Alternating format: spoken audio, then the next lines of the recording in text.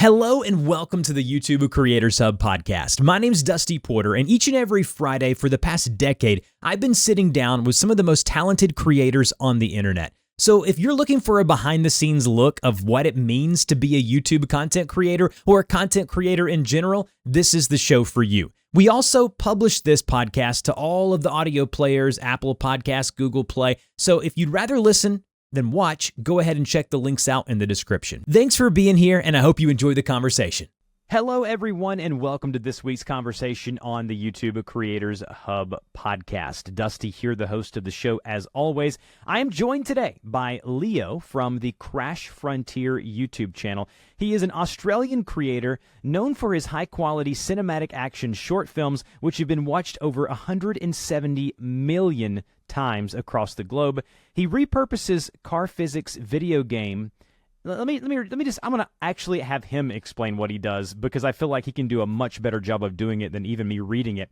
But he works very hard to blend disruptive technologies with big data from YouTube analytics to entertain millions every single month, all without the constraints of a large studio or a very large team and on a rather minimal budget. Leo, how are you doing today? Hey, thank you so much. I'm really happy to be here. Thanks for having me. Absolutely. So let's just go ahead and jump straight to it. Crash Frontier. Explain just before we get started, what is it? Like, what is your channel? What would you get if you went to your channel right now? You would get some really high quality action animation short films that are being produced with a car physics simulator that was never intended for movie making. That's the short version. Yeah. How did you get into this? So the YouTube, I'm actually one of the really early ones on YouTube. I created my account in 2007, so really early. The backstory here is that ever since I visited the Universal Studios in Hollywood as a kid, I've been a huge fan of filmmaking. The whole behind the scenes stuff, how it was made, the sets, all of that really kind of fascinated me. And a couple of months later, I got a new PC and immediately became a total nerd for anything simulation or animation related. I felt like that through the computer, I had my own little Hollywood studio, like you said it in the beginning, using like very few basic simulation animation programs at that time. So I started making like small films and editing them and trying out green screens, etc. And then I uploaded them to YouTube. So that's kind of how it started. I mean, back then they got like a few thousand views, but I really didn't care about that. But I had like a 10-year break. Like from 2010 onwards, I stopped focusing on YouTube to study film directing. Like that's pretty much the impact that one visit to Universal Studios had. And that's also when my YouTube journey took like a 10-year break until the infamous 2020 lockdowns, when we all thought, well, this is only going to last 3 weeks. Great, now I suddenly have time to do things I quote unquote never had time to do, like time for. So I decided back then to reactivate my YouTube channel and see what has changed in those 10 years. And that's when I stumbled upon this vehicle physics simulator called BeamNG Drive, which also seemed to be really popular on YouTube. So I thought, hey, wow, that's really cool. These crash physics, which are all automatically created depending on the physics impact, are so realistic. I wonder what you could do with it. So that's how it all kind of started. What is the allure of the consumer, of someone watching your videos? Because I've watched 5, 6, 7 of the videos, and I'll be honest with you, it's not something that I would just seek out, right? Like I wouldn't say to myself, oh, I want to watch these really high quality videos of like crash, cars crashing and things like that. So there's a very large niche or space of people who just love this stuff. Exactly. It's very interesting. I personally, I'm a huge action movie fan. I'm a massive fan of the movies of the 1990s. And I try to depict this sort of style and editing technique in my films. And for some reason, it seems that there is a whole lot of people that enjoy watching this. Of course, they're not like searching for it. It's the algorithm that recommends it to them. And I don't think that any of these would think that they would click on it, but then they click on it and they seem captivated. So yeah, there seems to be a massive niche for that. I was really surprised myself when I started this because my first film got now has 18 million views. But back then, when I uploaded the first film made with BeamNG Drive, within a month I had like 1 million views and I only had 3,000 subscribers back then. So I really realized, hey, well, there's actually a market for this. I was so surprised. I was not expecting this to go viral or anything. Yeah. So people watching the video version of this episode's going to notice that your face is not here. You don't have a video feed being recorded right now. There's a reason for that. It's what we call a faceless YouTube channel. But I think that all faceless YouTube channels get thrown in the same bucket. And I think that your channel is completely different than the majority of what we consider faceless channels. I'm going to give a rundown of what most people think.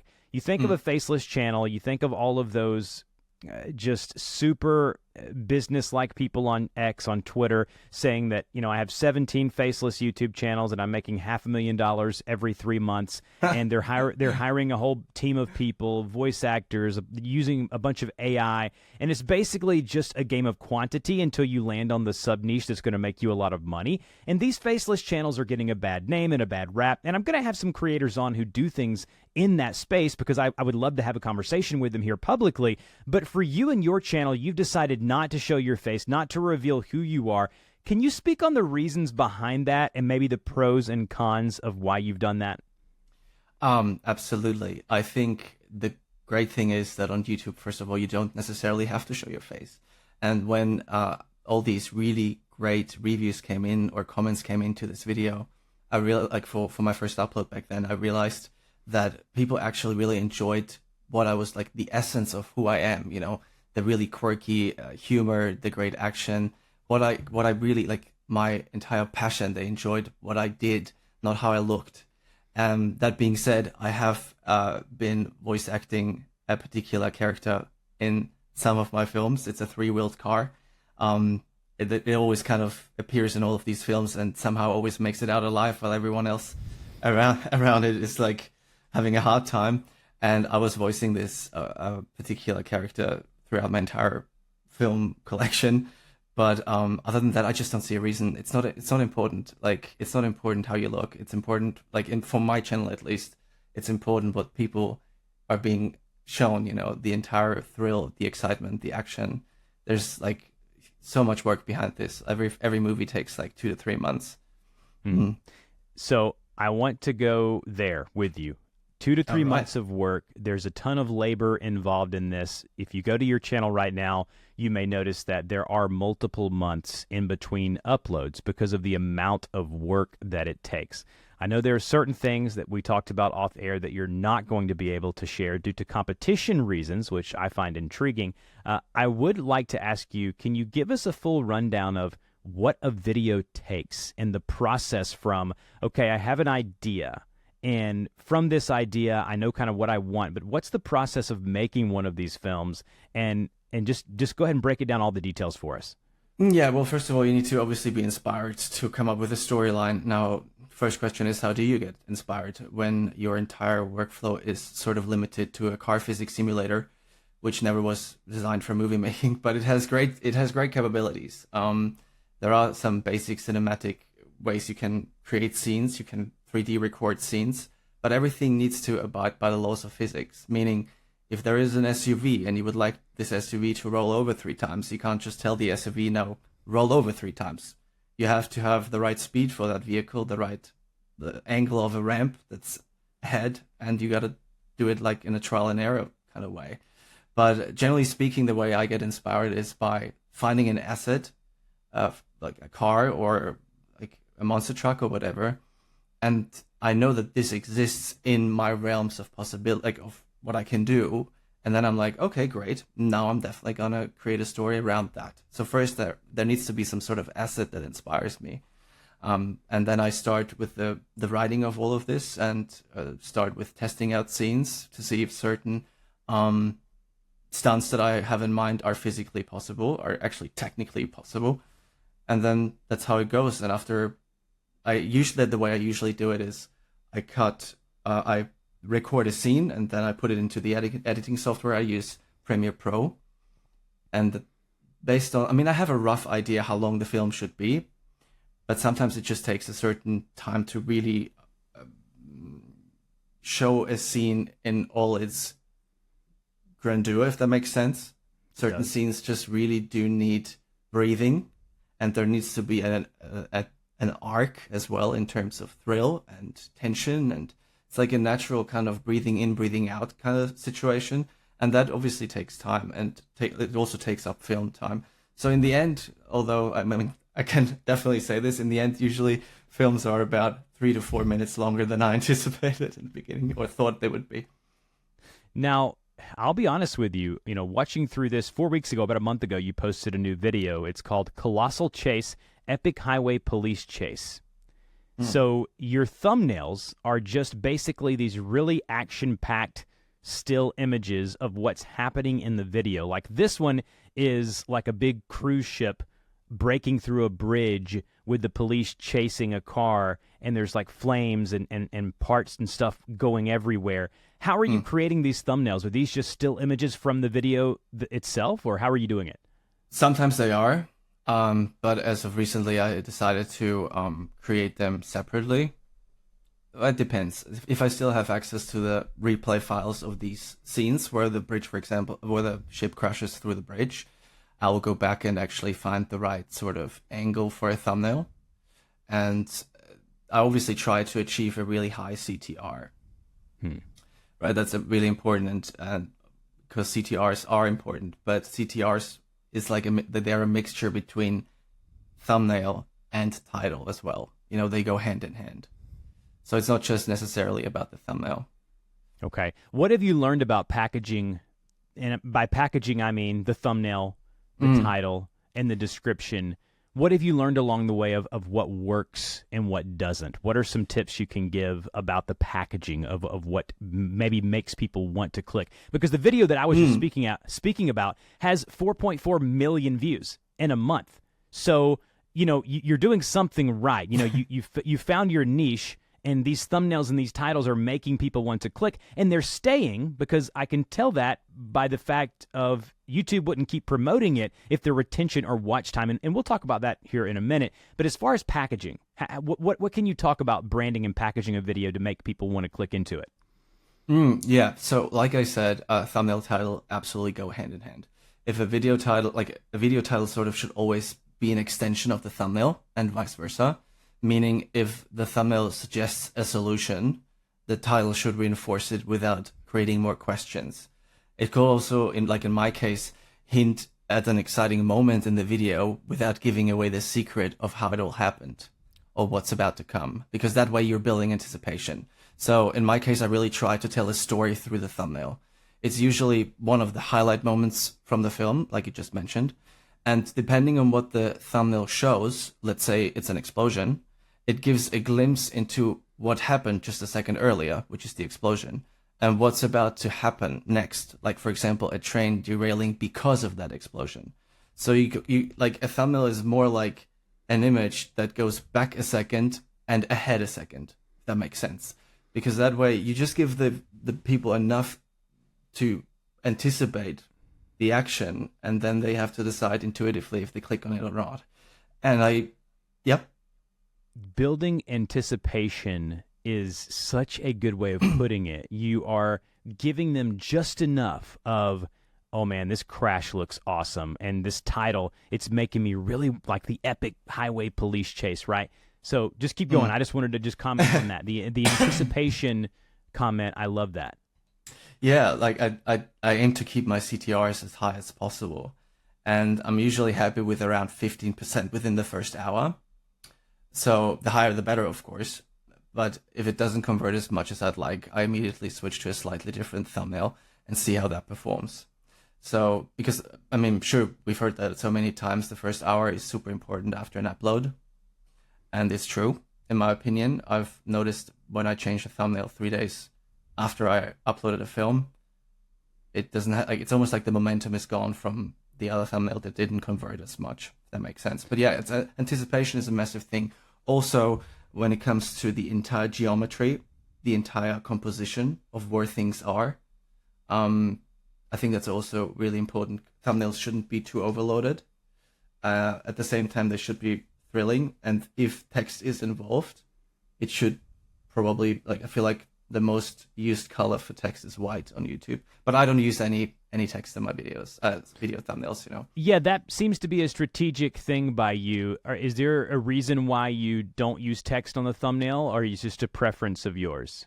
Given the title, Colossal Chase, for example, and the thumbnail, is there anything that needs to be said? That's right. Yeah. Why would you do any more than that? It should almost feel like a still frame out of the film. Of course, a very high glossy film frame. So yeah, that's sort of my intention. It should feel like this is out of a scene, which it actually is. You know, all of these thumbnails are from scenes that happen in the film. Yeah. Let's talk quickly then about retention and keeping Absolutely. people. What are your strategies of once you get them with your packaging and keeping them in the video? What are you doing and implementing and maybe have changed from the beginning until now? Well, when we talk about watch time, which of course is super important, and that's also where YouTube is really an amazing platform, because YouTube is the only platform that really allows its creators to dive deep into the analytics of their audience. And YouTube does that because they want you to understand the system and get better consistently. My personal favorite when it comes to finding out what works and what doesn't throughout the video is the attention graph, which I'm sure you know, and everybody, most people that listen to this podcast know, because it shows you exactly where people are hooked and where they drop off. It's like a map of your audience's engagement throughout the film. You're talking about the heat map once the video is published, of kind of the graphs below where you can kind of drag the playhead and see where there's peaks and valleys. Exactly, the blue graph that goes up and down.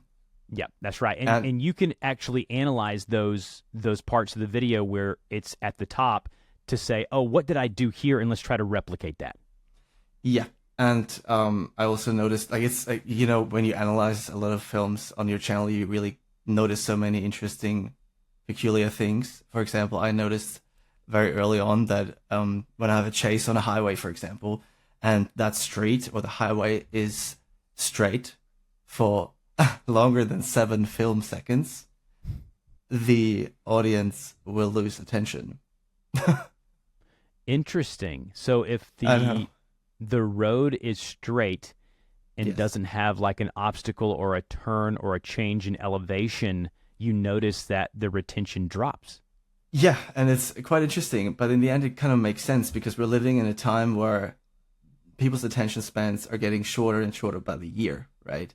So if you do digital filmmaking like I do, and in the end, you know, every YouTube video will need to have a story, like a way of storytelling, you know.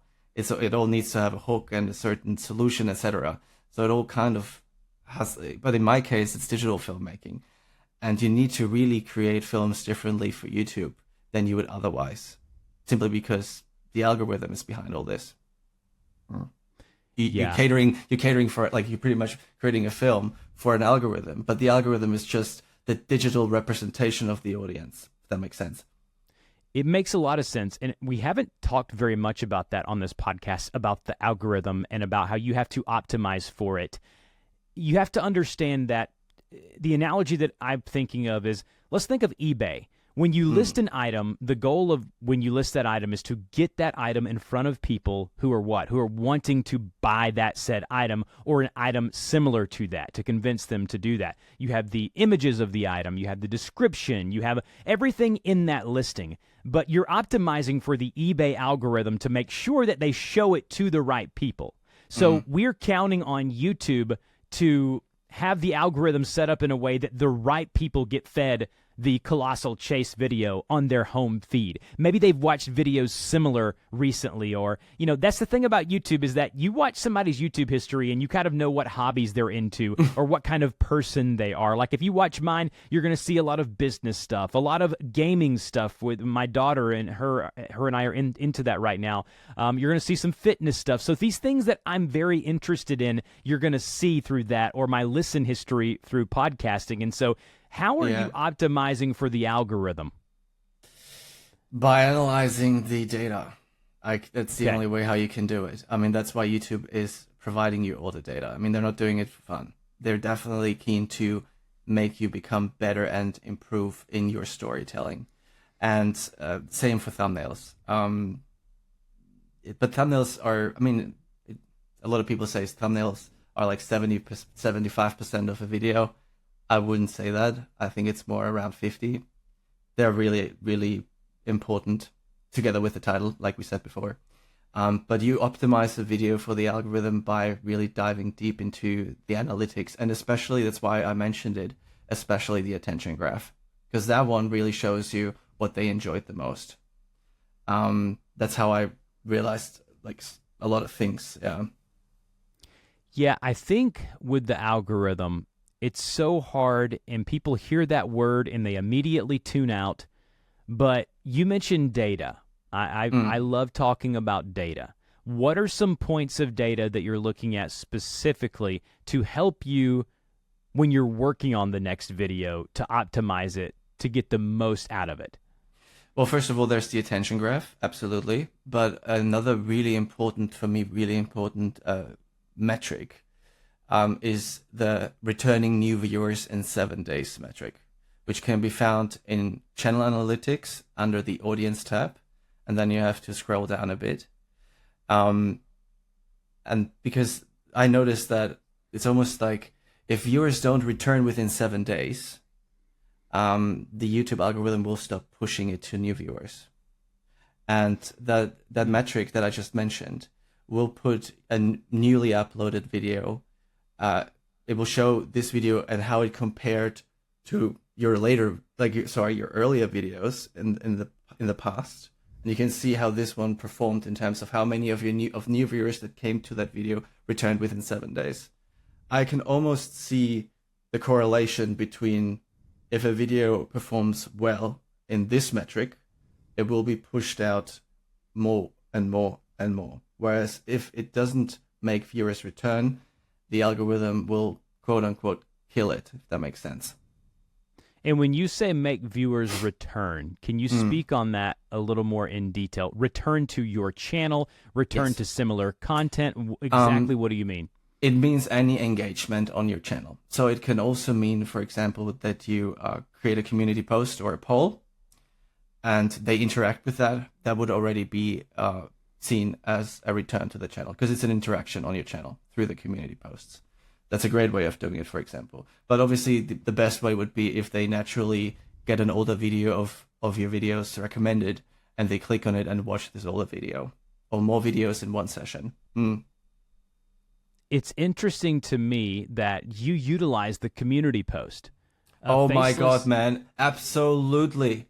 Yeah, a Huge. faceless YouTube channel that has a community. They don't even know what you look like. You haven't done the reveal. I'm not sure if you will or not. But at the end of the day, you're using this community post. And just most recently, you said, hey, would you like me to release an exclusive behind-the-scenes video for the most recent full video that I did, diving into details? And then you've gotten almost 1,000 interactions or responses from this. So what are the benefits of the community post? I mean, the most recent poll you did has 23,000 people voting on it.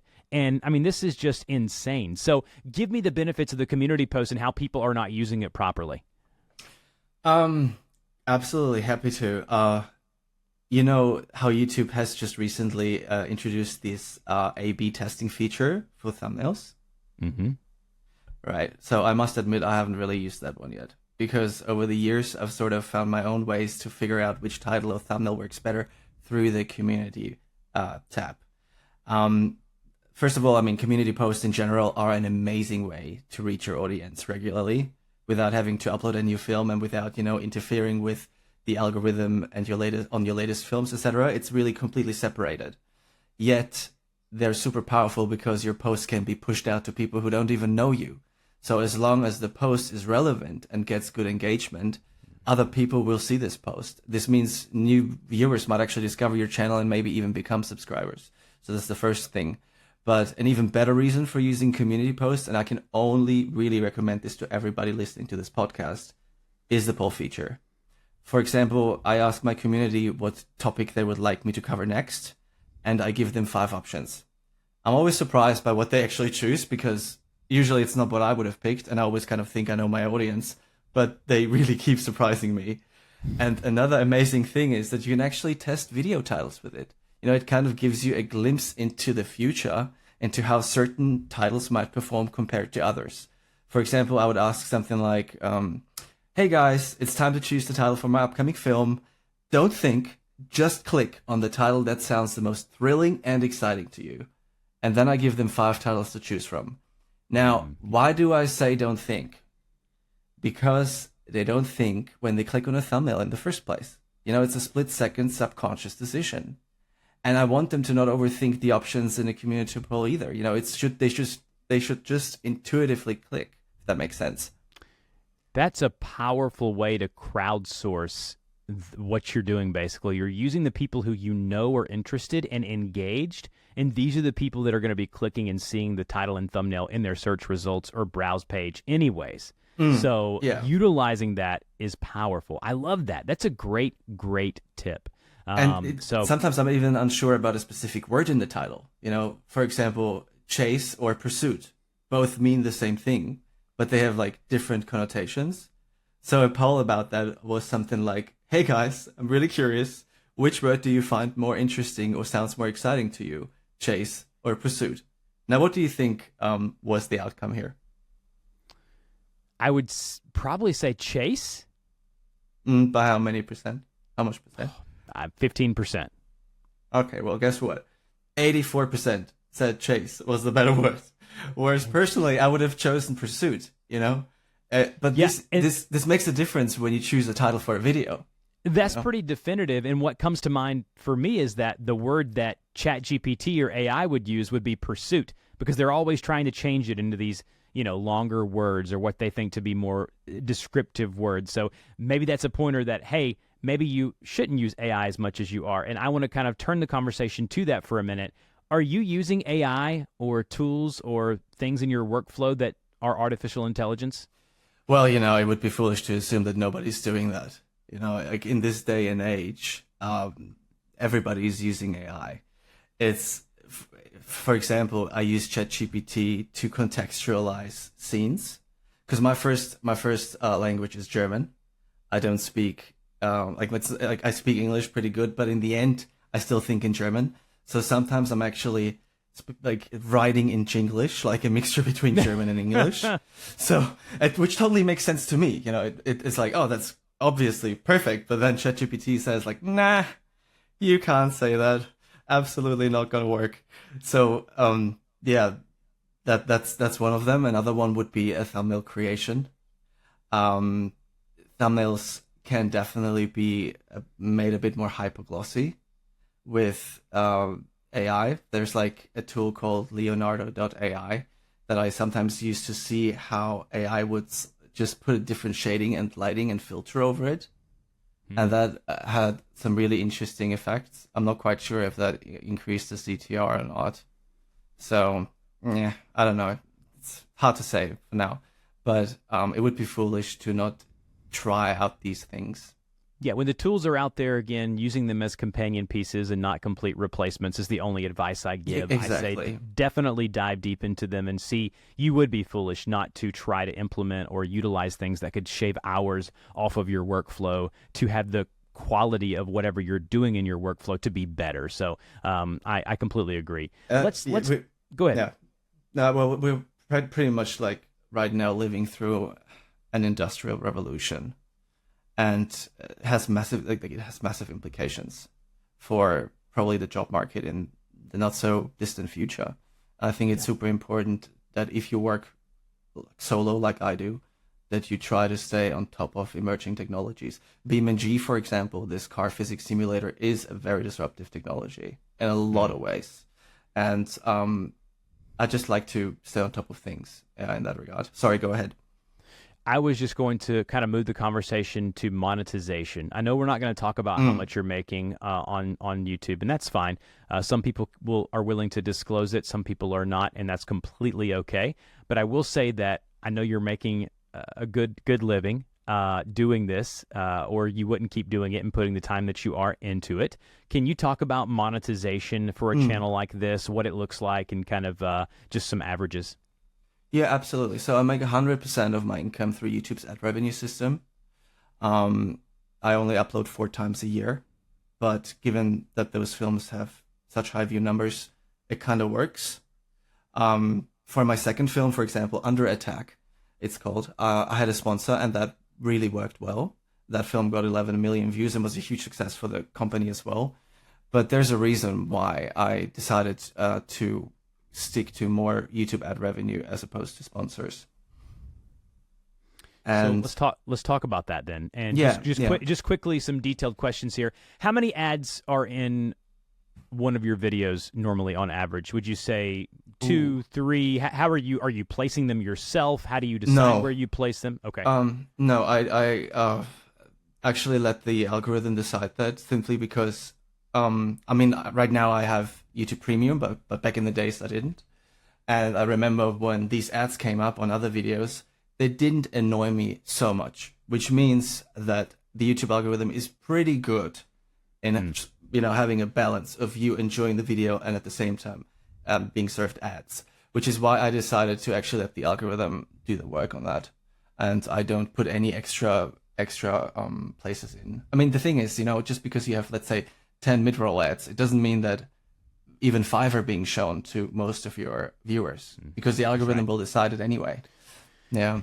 And the video has to be longer than 8 minutes to even start putting multiple ads in anyways. And all of your videos are above that. So there's probably, a pre-roll, a mid-roll or two, and then a one at the end and maybe a display ad. So that's great. Now, do you ever worry that putting all of your eggs into one basket is something that you want to get away from? You mentioned the sponsor for the 11 million view video did very well. I'm not going to ask you to divulge how much you made on that sponsor, but is that something, or is that a bucket of monetization that you'd like to explore more in the future as you're releasing more videos this year and into the longer term? Absolutely, I'm open for it. But the reason, this particular film did so well with 11 million views was because this company gave me 100% creative freedom to integrate their brand into the storyline so seamlessly that it became an essential part of the film. So I created the storyline around that brand in such a way that the brand is the reason there's a happy ending, So many people have watched this film 2 or 3 times, happily seeing this brand, and they connect with that film. Like, there are multiple touch points throughout the film, but if somebody watches the film 2 or 3 times, even more so, right? And that's where the power really lies. That's where the power is. But believe it or not many companies are willing to do that.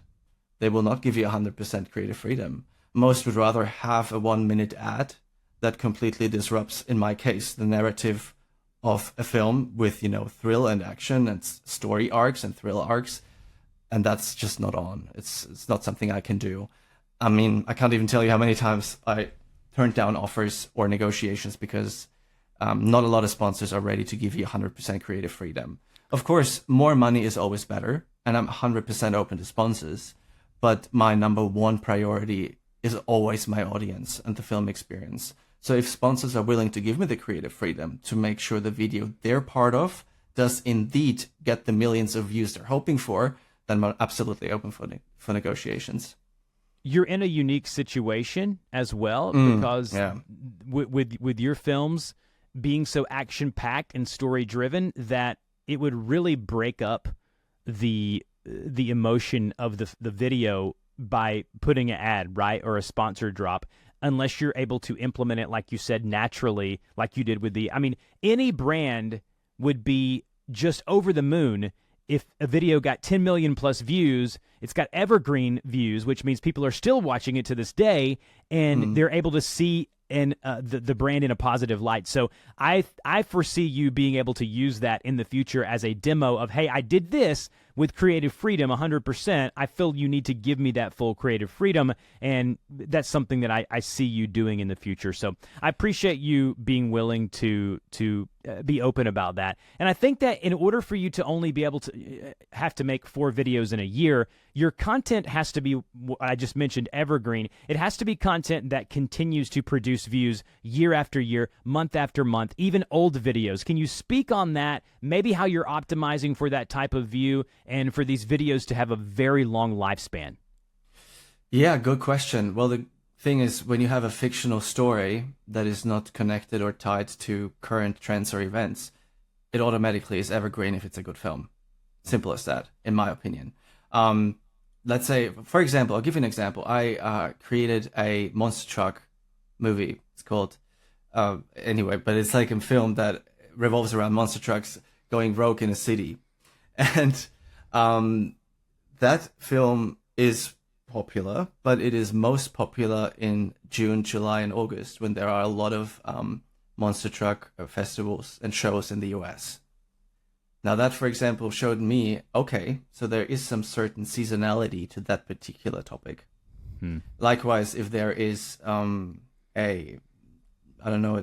earthquake somewhere in the world, I tend to see that disaster movies on my channel get an uptick. But generally speaking, it is more so that most of these films are evergreen because it is fictional, and cars stay relevant for the foreseeable future. So yeah, I guess that's the main reason why.